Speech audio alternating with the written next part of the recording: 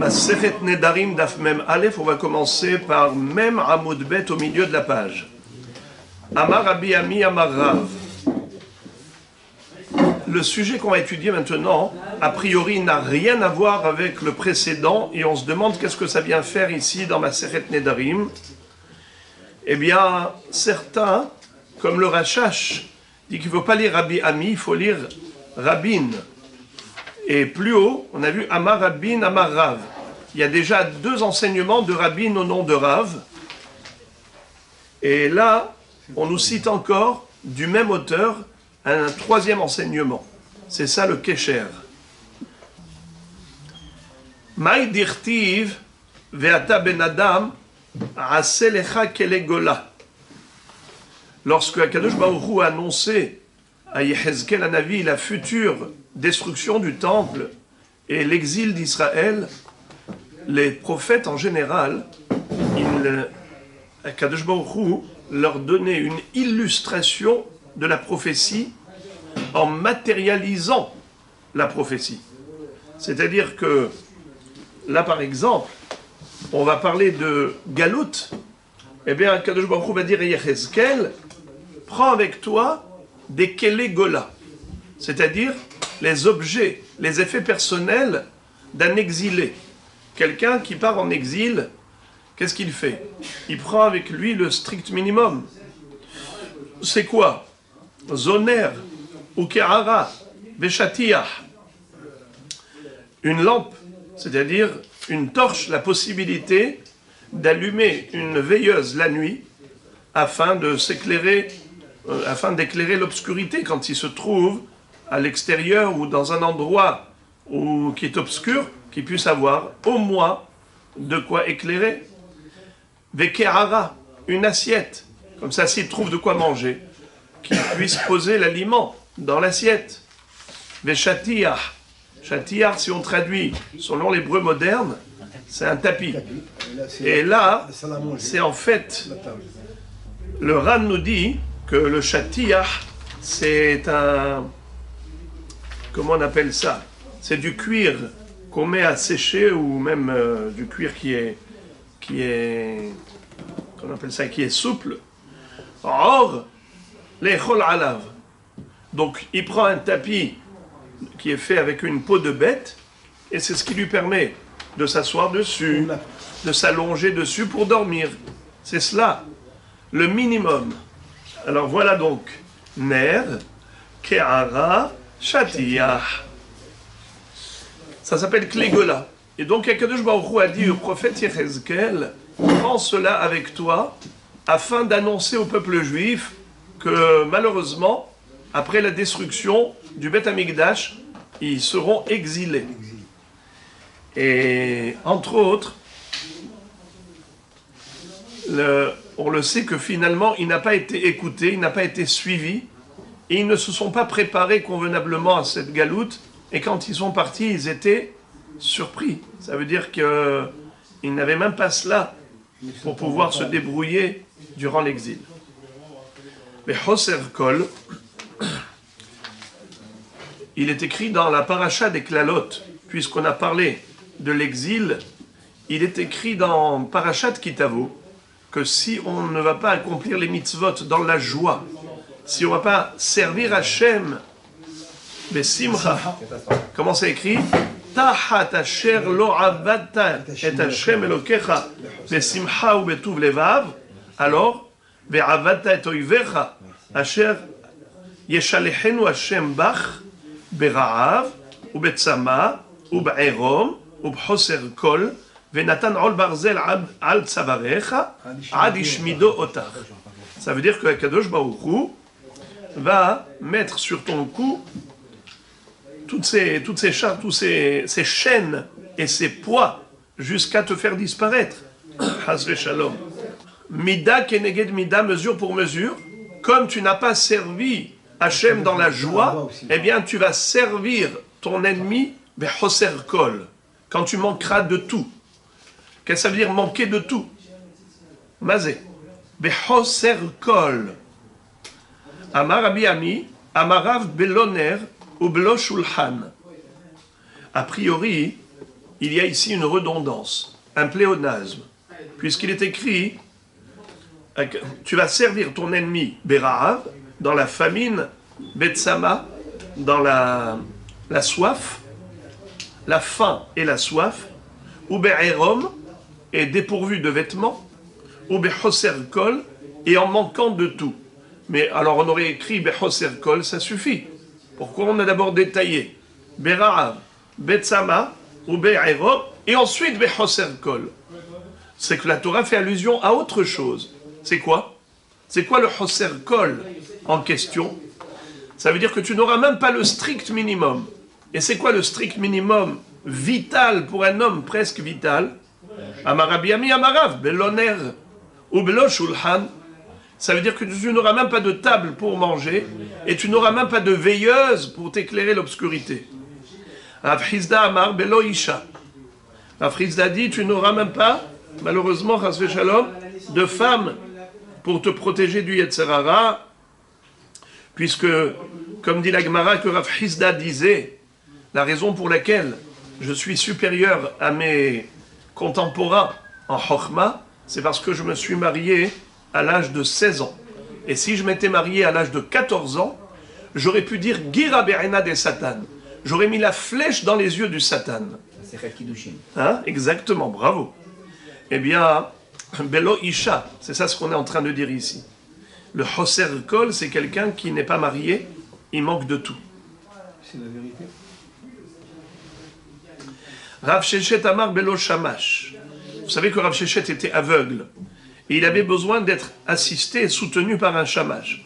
Si lui n'avait pas de Shamash, eh bien, il se sentait sans aucune assise, aucun soutien, aucune possibilité de se débrouiller tout seul, puisqu'il était aveugle. Ou encore, Rav Shechet, on le sait, qui révisait tout son Talmud, toute son étude, tous les 30 jours. S'il n'avait pas un shamash pour pouvoir organiser sa vie matérielle, comment il aurait pu être disponible pour se consacrer à l'étude de la Torah? Rav Nachman Amar, Belodea. Quand on dit Choser Kol, tu manqueras de tout, eh bien ça veut dire tu manqueras de sagesse. Tu manqueras d'intelligence. Car ce qui distingue l'homme de l'animal, c'est la chokhma. Si tu n'as pas la chokhma, tu n'as rien. C'est ça le choser kol. Blodaat. Tana belomelach ou blorevav. La Baraita nous dit que choser kol, c'est quelqu'un qui n'a même pas de sel pour donner du goût à l'aliment. Alors il mange fade. C'est très dur. Ou même pas d'huile. Blo revav. Revav, c'est de l'huile. C'est le revav, c'est de l'huile, c'est de la graisse. Revav, c'est de la graisse. Par exemple, c'est écrit Talmid Chacham shieshlo revav al bigdo hayav mita. Un Talmid Chacham qui a du revav sur son vêtement, il est hayav mita parce que c'est du hilul Hashem. Il donne l'impression que les Talmid Chachamim sont sales. Et c'est quoi revav? C'est de la matière grasse. C'est de l'huile. Alors, là, ici, quelqu'un qui n'a pas de quoi assaisonner sa salade, son plat, il n'a ni de sel, ni d'huile, alors chlet, ce qu'il mange, il n'y a pas de goût. Ça s'appelle le choser kol. Amar Abaye naktinan en ani el abedaat. Abaye nous dit, tu veux savoir qu'est-ce qu'on appelle pauvre vraiment? C'est pas seulement celui qui n'a pas d'argent, mais surtout celui qui n'a pas de da'at, qui n'a pas de sechel. Bema arava amre. Dedabe, Kulabe, Deladabe, Mabe. En Eretz Israël, on avait l'habitude de dire celui qui a la Chokhmah, qui a le Da'at, il a tout. Celui qui n'a pas la Chokhmah, il n'a rien. Qu'est-ce qu'il a? Je répète, Dedabe, Kulabe, Deladabe, Mabe. Celui qui a ça, il a tout. Celui qui n'a pas ça, qu'est-ce qu'il a? Dakane mahaser, dalakane makane. Celui qui a acquis la da'at, la chokhmah, alors qu'est-ce qu'il manque? Celui qui n'a pas la chokhmah, alors qu'est-ce qu'il a acquis? Qu'est-ce qu'il a acquis? Pourquoi est-ce qu'on a répété? A priori, c'est une redondance. Au début, on a dit celui qui a ça en lui, il a tout en lui. Celui qui n'a pas ça en lui, qu'est-ce qu'il a? Ou inversement, celui qui a acquis la chokhmah, alors il a tout acquis. Celui qui n'a pas acquis le da'at, alors qu'est-ce qu'il a acquis? Mais finalement, c'est un pléonasme parce qu'on répète la même chose dans des termes différents. Le Maharal explique qu'il y a deux sortes de chokhmah. Plutôt, le Maharsha explique, excusez-moi, le Maharsha, qu'il y a deux façons d'obtenir la chokhmah. Soit on l'a de manière naturelle, le da'at, il y a des gens qui sont intelligents naturellement, et il y a ceux qui le sont devenus par travail personnel. C'est-à-dire que c'est par un investissement et un effort personnel qu'ils ont obtenu le da'at. Alors c'est ça ce qu'on nous parle. On nous parle des dabé et des canés. Dakané. Dabé, c'est en lui naturellement, ou bien dakané, il a acquis par le fruit de l'effort. On peut pas dire intelligent par le fruit de l'effort. Eh bien oui, vous avez des gens qui au début, vous les avez connus il y a quelques années, c'était des gens simplés, mais à force d'étudier, à force de suivre les hachamim et de s'instruire, eh bien avec le temps, vous voyez, vous dites mais comment cette personne a évolué, elle n'était pas du tout comme ça à l'origine. Hein? On peut être cultivé sans être forcément intelligent. Nachon, parce qu'on n'a pas intériorisé, on n'a pas intégré la chokhmah. Et on n'a pas essayé d'avoir la chokhmah de la Torah, ça veut dire le Ratzon Hashem.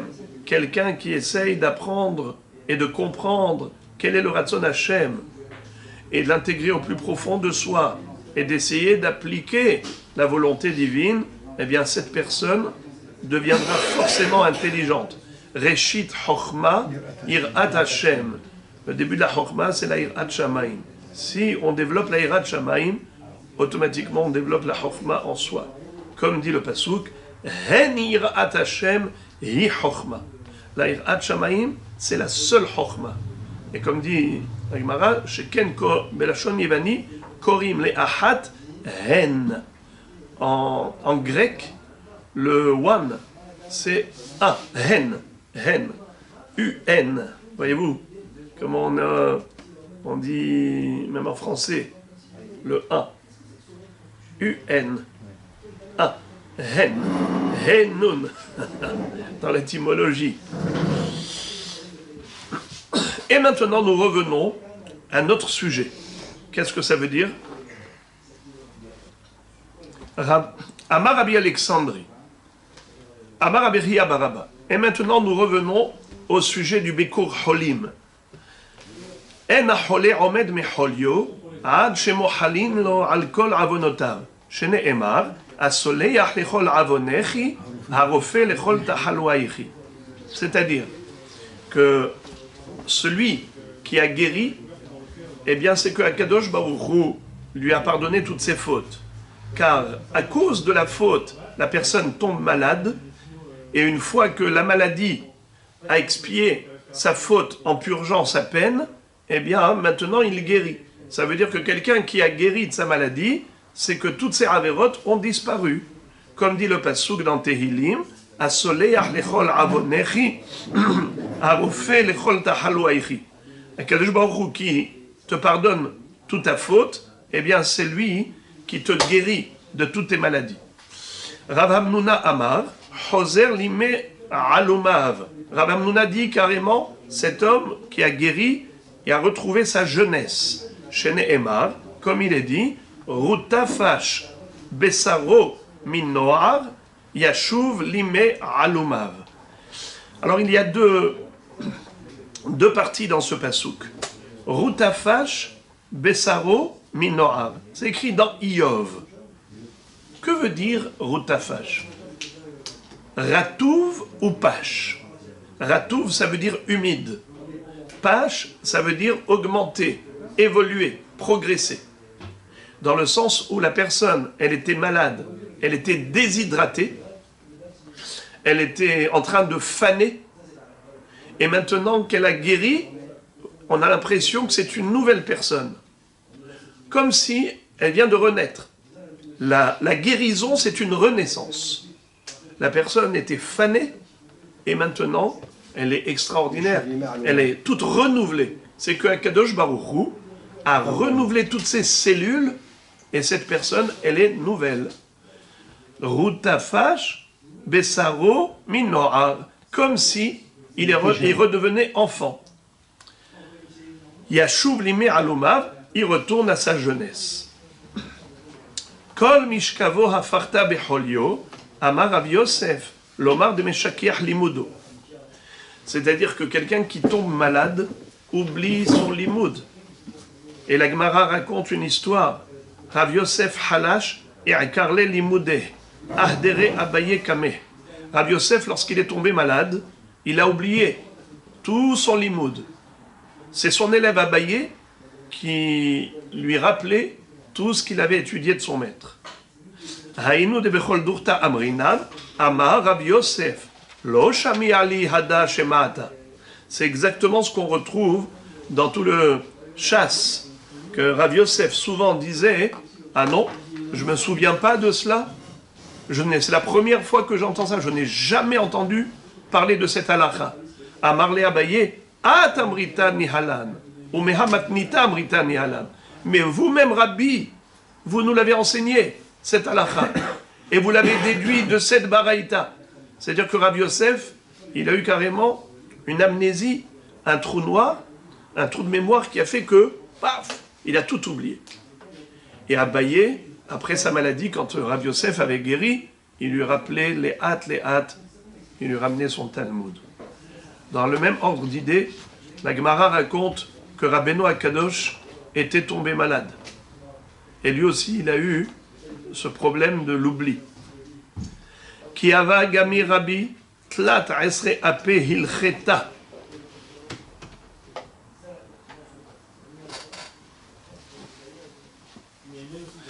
Il enseignait la Mishnah avec 13 façons d'expliquer, 13 interprétations différentes. Et voilà que il est tombé malade. Mais avant de tomber malade, il avait enseigné à Rabbi Hiya, Agmere le Rabbi Hiya Shiv'a Minehon. Il avait enseigné 7 interprétations sur les 13 à son élève Rabbi Hiya. Les sauf, Halash Rabbi. Ensuite, Rabbeinu Akadosh est tombé malade. Ahda Rabbi Hiya Kame, Hanhu Shiv'a Ape de Agmere. Rabbi Hiya lui a restitué les 7 interprétations, les 7 mahalachim. Il lui a dit, Rabbi, voilà ce que vous nous aviez enseigné à l'époque. Mais combien il lui a rendu? 7 sur 13. Parce que il lui a pas enseigné les 6 supplémentaires. Anhu Shiv'a Ape de Agmere. Shita Azdu. C'est quoi Shita Azdu? Les 6 sont perdus. Écoutez une histoire incroyable. Hava Haou Katsra. Hava Shamiale le Rabbi. Azal Rabbi Hiya vegamar yathon kame Katsra. Ve'ata ve'ahdar yathon kame Rabbi. Incroyable. Il y avait là-bas un dégraissage qui était à côté du Beth Midrash.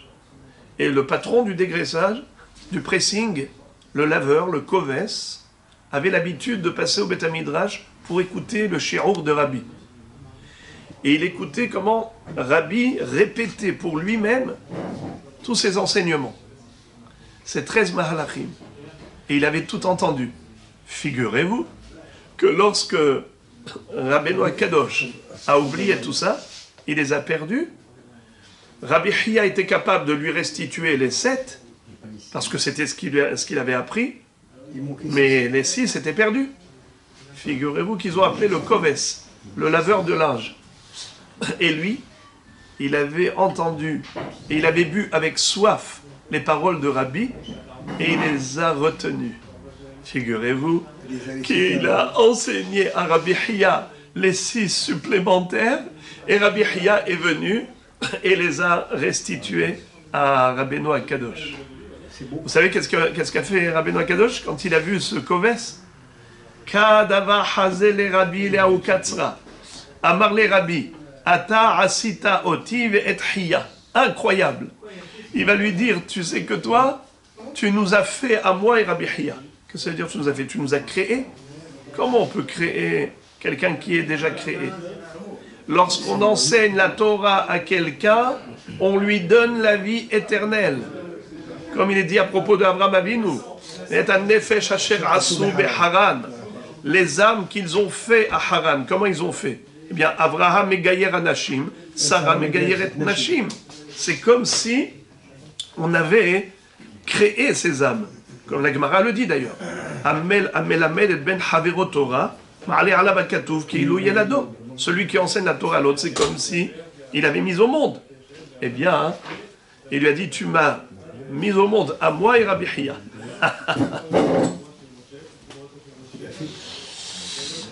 Vous savez qui, peut-être, dans la Gemara Ketubot, il est raconté que Rabbeinu Akadosh, lorsqu'il est niftar, il y avait tout le monde qui était réuni et qui priait pour sa guérison.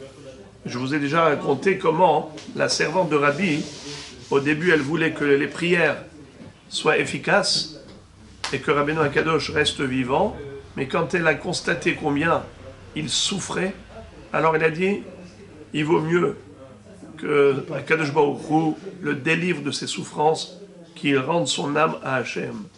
Et donc elle a pris un tonneau, elle l'a jeté, et c'est comme ça qu'elle a perturbé la tfila. Quand ils se sont arrêtés de prier, Rabbeinu Akadosh et Niftar. Eh bien, à ce moment-là, il y a eu une voix céleste qui a retenti en disant, tout celui qui était Be'ashkafte des rabbis, Mezuman lechaya olamaba.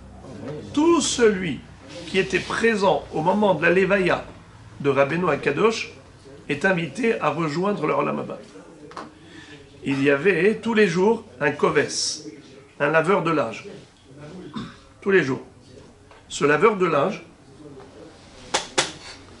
il était absent ce jour-là. Juste ce jour-là, il était absent.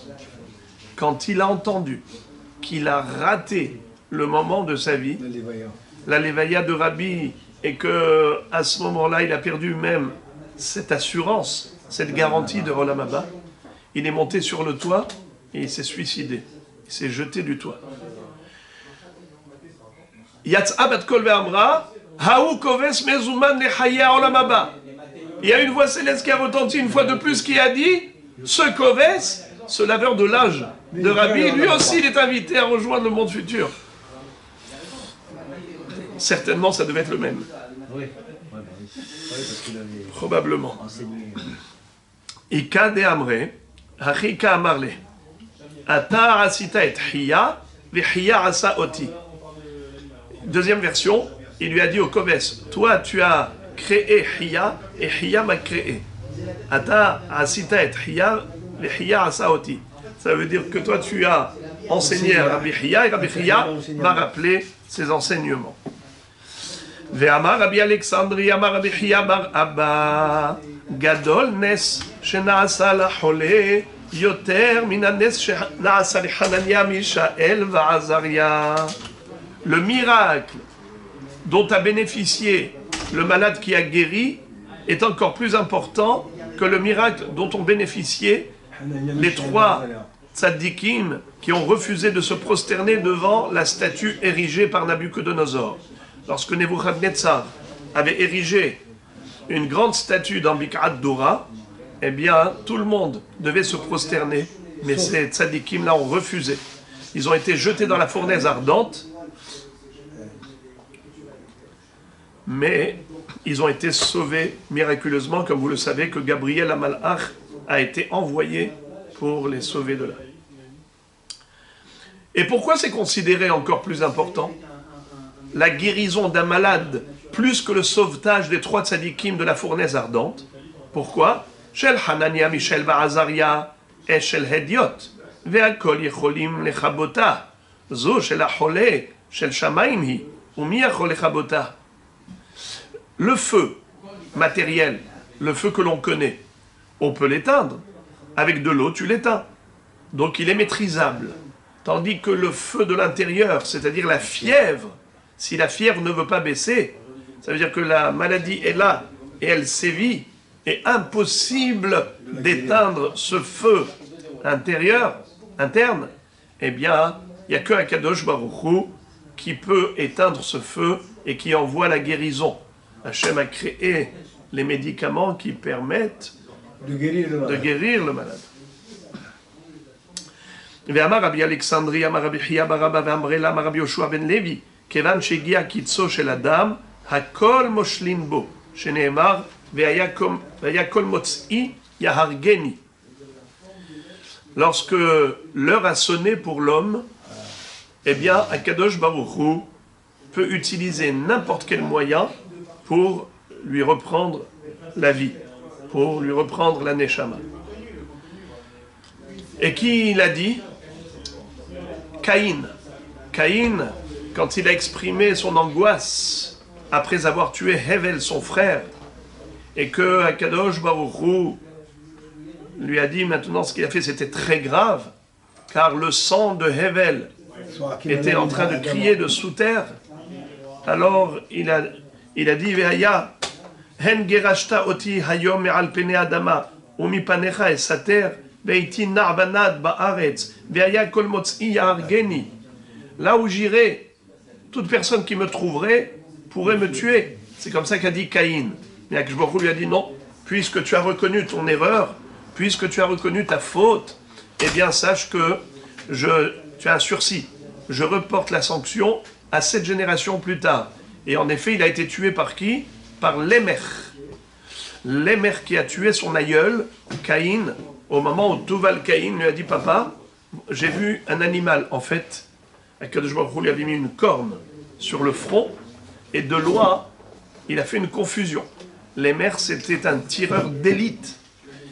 Et lorsque Tuval Caïn, son fils, lui a orienté la flèche, pac, il a cru que c'était une licorne, et quand il s'est approché, il a constaté que c'était Caïn.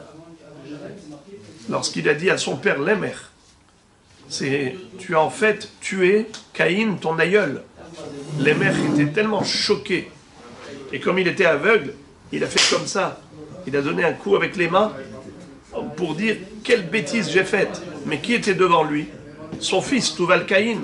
Et quand il a fait ça, en frappant très fortement, en tapant des mains, il lui a éclaté la tête. Il lui a donné un coup, et c'est comme ça que il lui a secoué le cerveau, il l'a tué sur le champ. D'ailleurs, ces deux femmes, Ada et Tzila, pour cette raison, ne voulaient plus aller avec leur mari Lémer. Elles se refusaient à lui. Lémer a dû aller se plaindre auprès de Adam Arishon pour lui dire « mais je n'ai pas fait exprès ». Aussi bien la flèche qui a tué Caïn, comme ce réflexe qu'il a eu par rapport à son fils.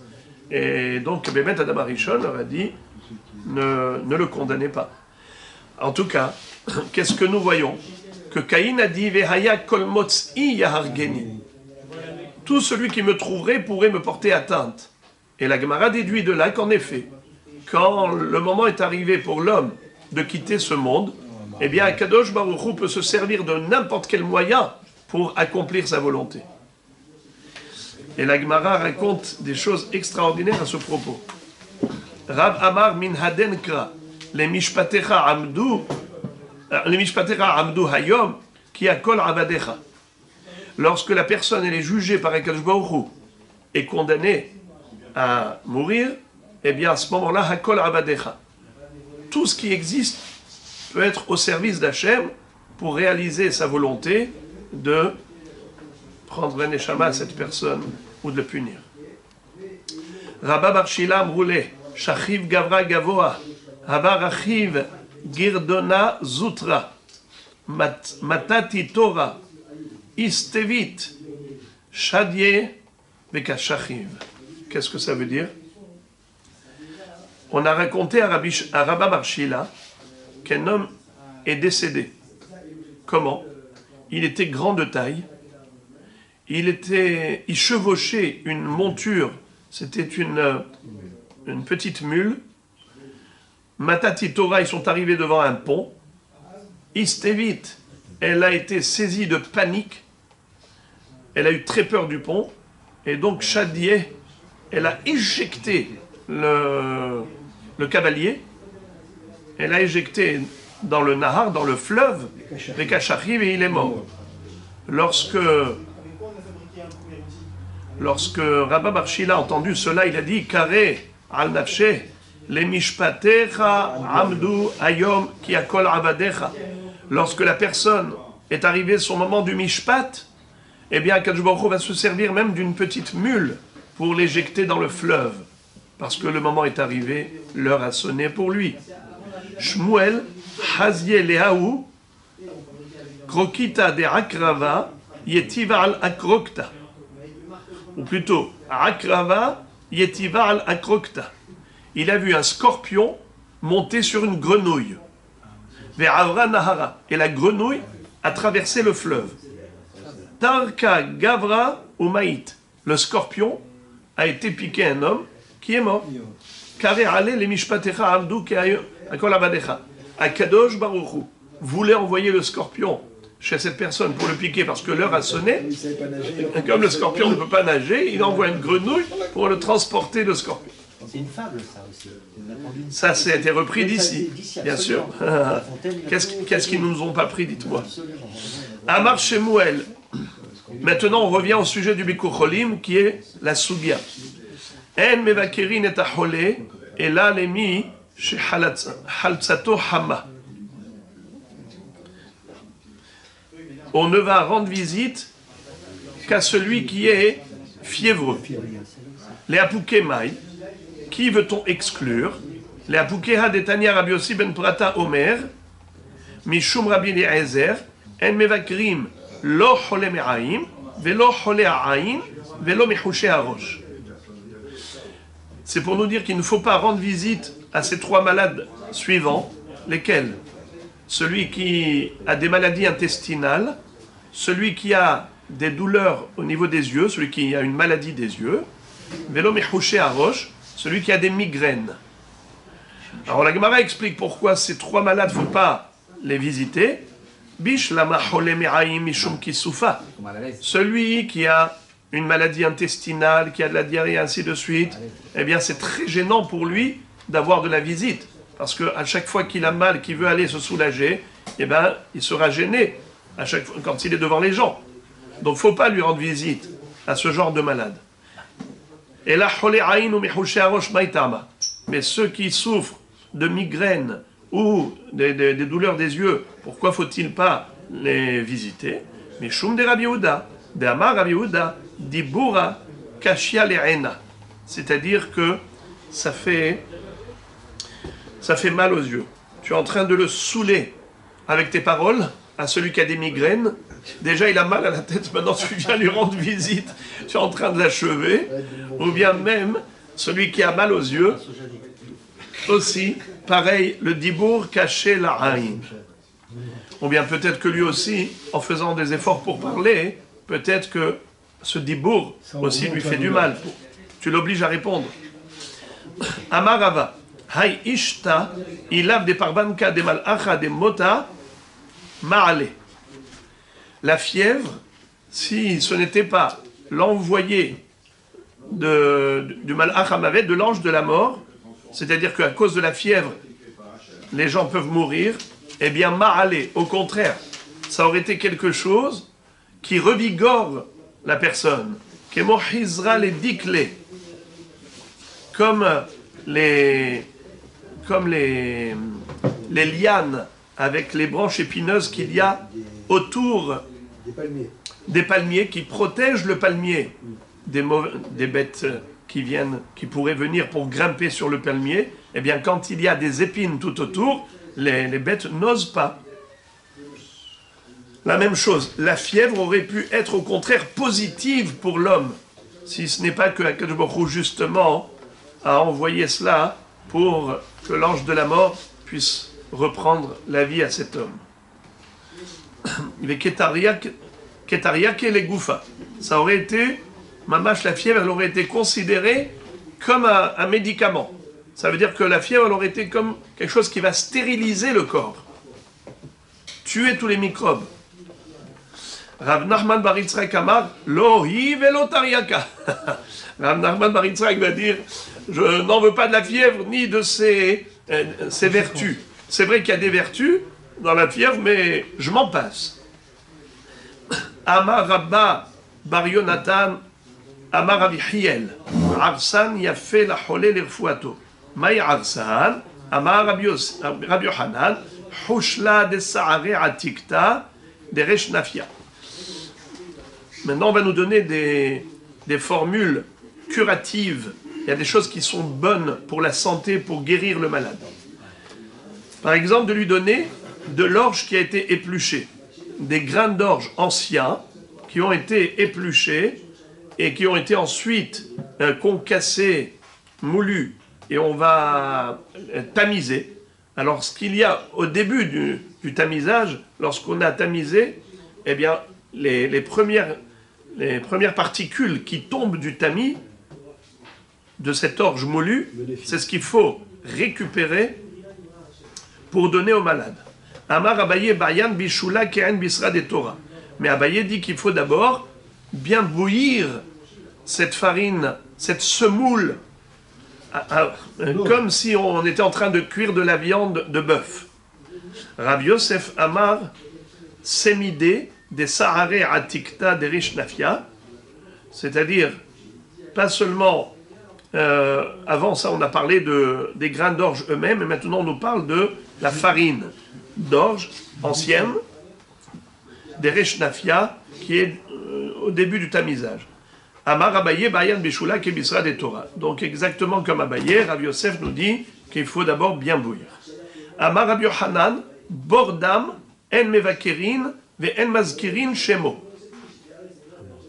Maïtama Amar Rabbi Elazar Mipene Shehu Ki Marian Anovea. Ve Amar Rabbi Elazar Lama Nikra Shemo Bordam Shehu Ki Marian Anovea.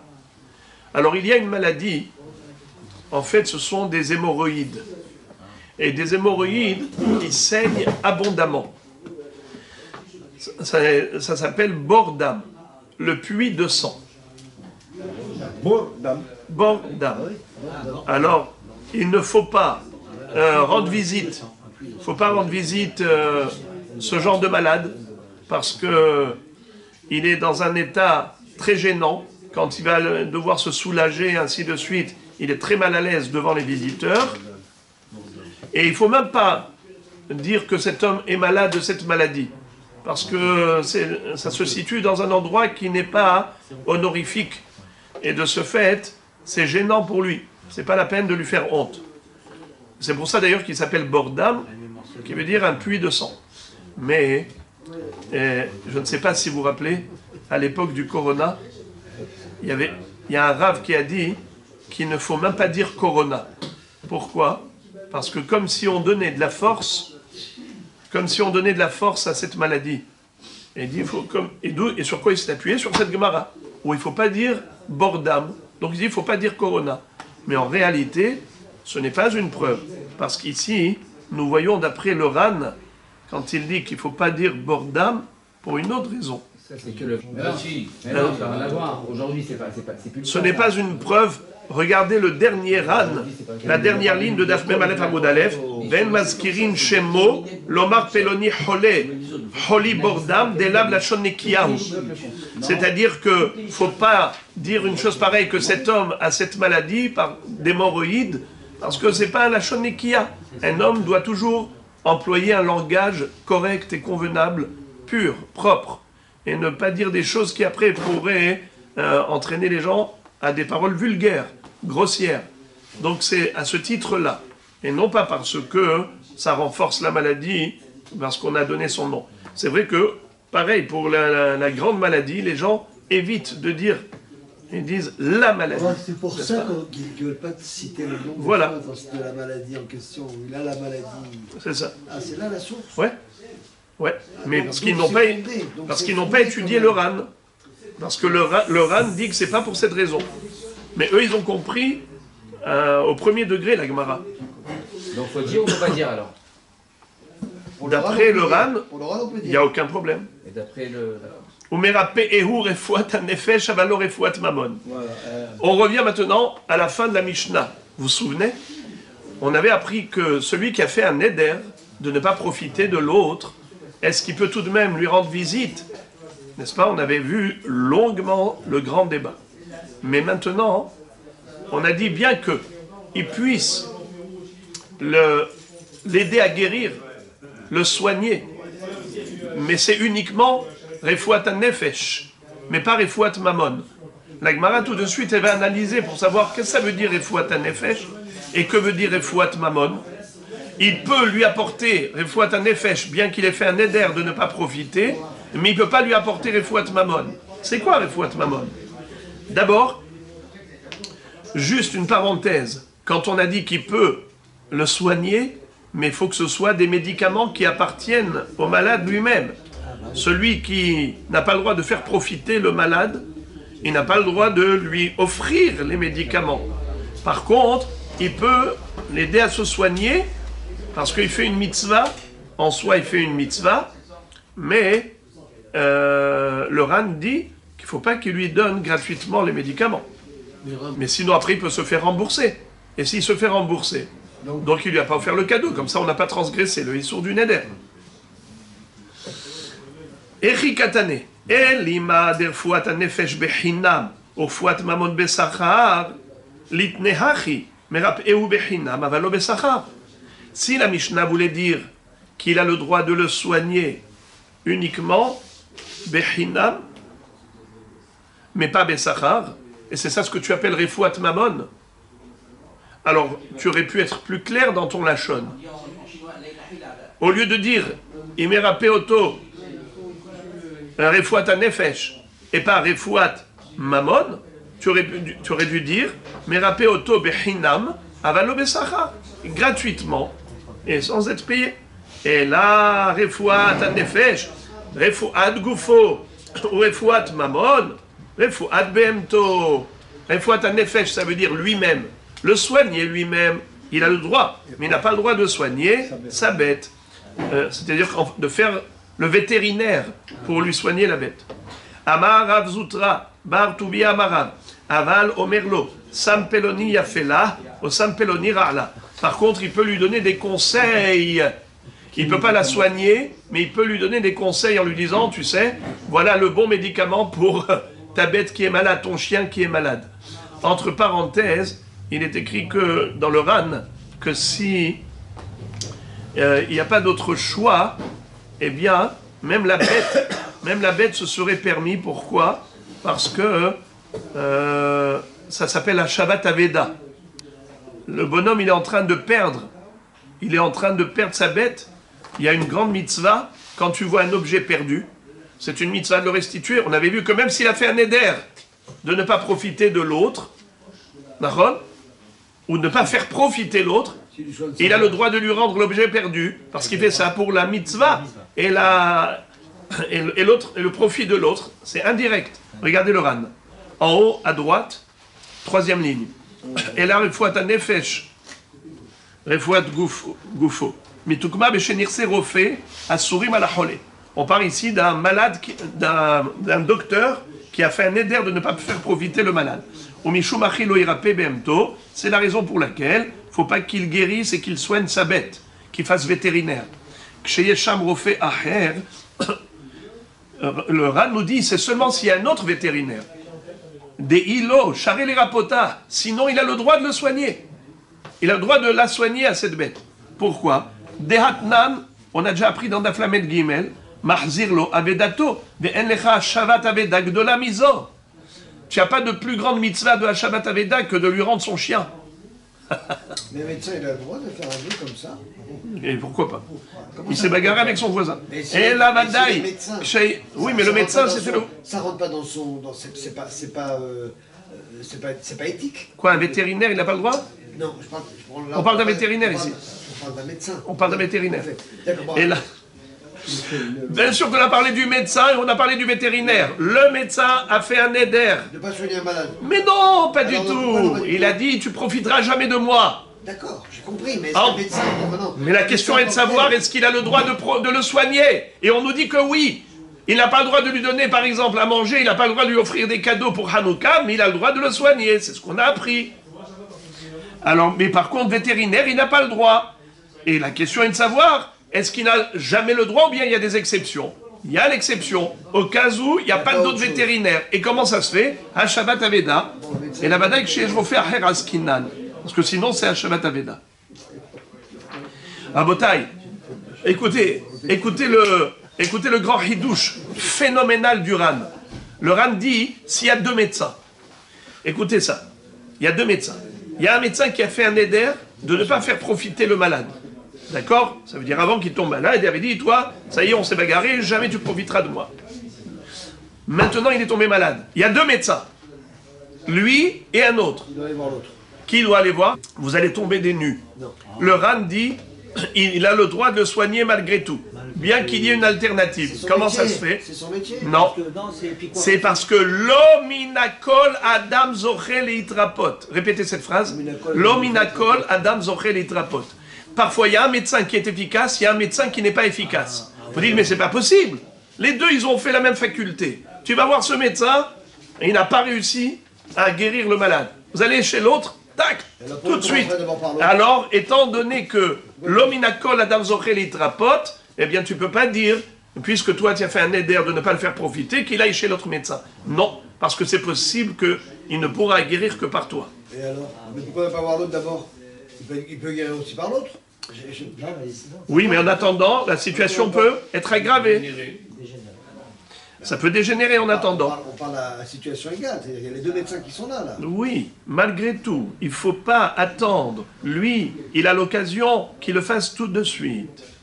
Alors maintenant, la nouvelle Mishnah. Verohetz imo be'ambati gedola aval lo biktana. Veyashen imo bamita. Rabbi Yehuda omer bimot hama valo bimot geshamim. Mipene shu mehaneu. Umesev imo ala mita veochel imo ala shulchan. Aval lo minatam huy. Aval ochel minatam huy achozer. What is it? Toujours dans le même cadre. Verohetz imo be'ambati gedola. La Mishnah nous dit que bien que Réhouven et Shimon, il y en a un qui a fait un éder de ne pas profiter de l'autre, il a le droit de se baigner avec lui dans le même bassin. Mais attention, un grand bassin, pas une petite baignoire. Dans le jacuzzi, vous connaissez le jacuzzi? Dans les chalets, eh bien, est-ce que Réhouven et Shimon, il y en a un qui a fait un éder de ne pas profiter de l'autre? Est-ce qu'il peut se baigner ensemble? À qui le bassin? Peu importe, non mais Chanel. Pourquoi il n'aurait pas le droit alors? Alors on est à l'hôtel. On est à l'hôtel. Alors écoutez, allez, devinette. Qui peut me dire pourquoi ce serait assourd? Allez. Ah, parce que l'eau tire. Pourquoi? Parce que l'eau va monter. Bravo! Hazak ou Barouk. La baignoire, le jacuzzi, il n'était pas assez plein. Donc quand il y en a un qui rentre, il dit « Ah, l'eau m'arrive jusqu'ici, j'aurais bien voulu être recouvert. » Et voilà que quand l'autre est rentré, il a fait monter le volume d'eau. Mais il a fait un éder de ne pas profiter de l'autre. Tu n'as pas le droit de rentrer. Ils n'ont pas le droit de rentrer tous les deux dans le même bassin. Mais si c'est une grande piscine, ils ont le droit les deux d'être dans le bassin. Pourquoi? Ça ne change pas le volume d'eau.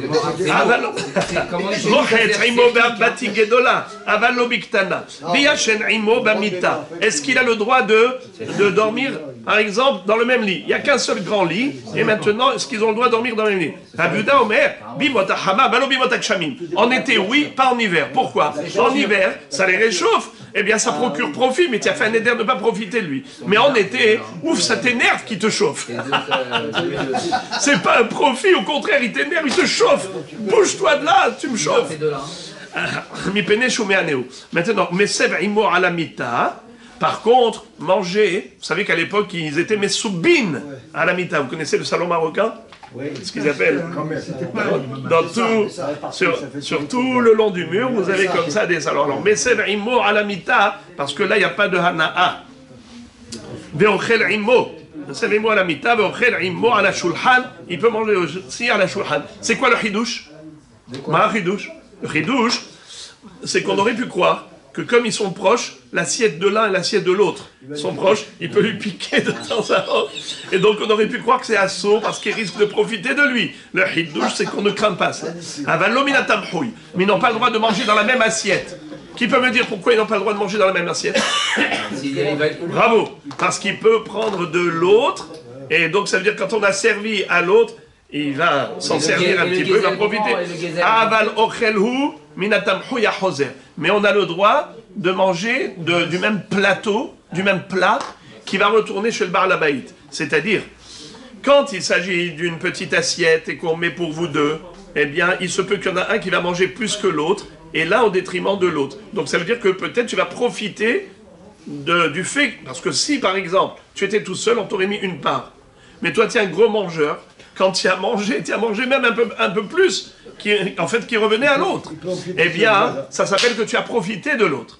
Mais si c'est un très grand plat, de toutes les manières, tu peux manger beaucoup, c'est pas au détriment de l'autre, puisque de toutes les façons, le plat, il va retourner à la cuisine encore plein. Gemara. Tanya, lo yichatz imo be'ambati, velo yishan imo b'mita, ben gedola ben ketana, divrei Rabbi Meir. Alors Rabbi Meir dit, premièrement, il n'a pas le droit de se baigner avec lui dans le jacuzzi, parce que ça fait monter l'eau. Velo yishan imo b'mita, il ne faut pas qu'il dorme avec lui dans le même lit, ben gedola ben ketana, même si c'est un grand lit. C'est quoi le... Grand ou petit? Pourquoi? Pourquoi les amis?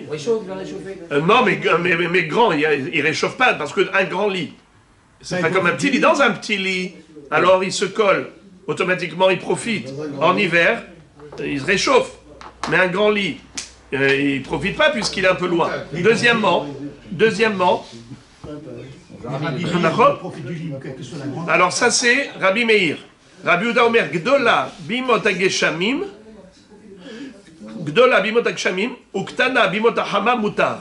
C'est-à-dire, Rabbi Yehuda dit, Gdola bimot hageshamim. Ça veut dire, en hiver, bimot hageshamim en hiver, quand on se colle le dos, ça fait du bien. Pourquoi? Parce qu'on se réchauffe mutuellement. Comme dit le Passouk, il y a un joli Passouk que le Ran va citer, dans Kohelet, Imishkevu shenaim vehamlahem. Comme deux personnes sont ensemble, quand ils dorment ensemble, eh bien, ils se réchauffent mutuellement.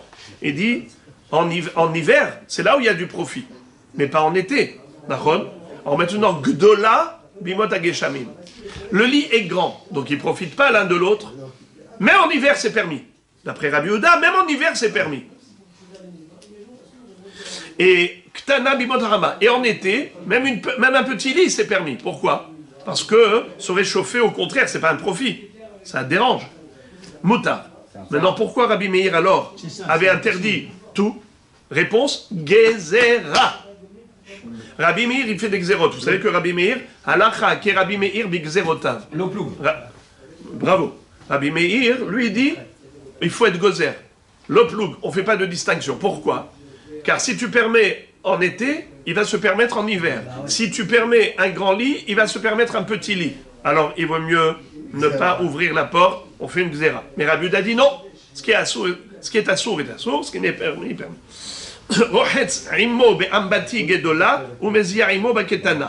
Il a le droit de se baigner avec lui dans un grand bassin, parce que ça ne change pas le volume d'eau. Par contre, ils ont le droit de prendre une douche ou de la vapeur, c'est-à-dire qu'on appelle ça transpirer, le sauna. Vous savez c'est quoi le sauna? C'est juste pour transpirer. Même si le sauna est petit, il n'y a aucun problème. Mais zia imo baktana. On parle d'un couple là en fait. Mais pas l'homme est chané. Pourquoi? Deux personnes qui dorment ensemble, deux personnes qui vont dans une demeure. Et s'ils n'ont pas le choix, ils sont à l'auberge, ils font du scout.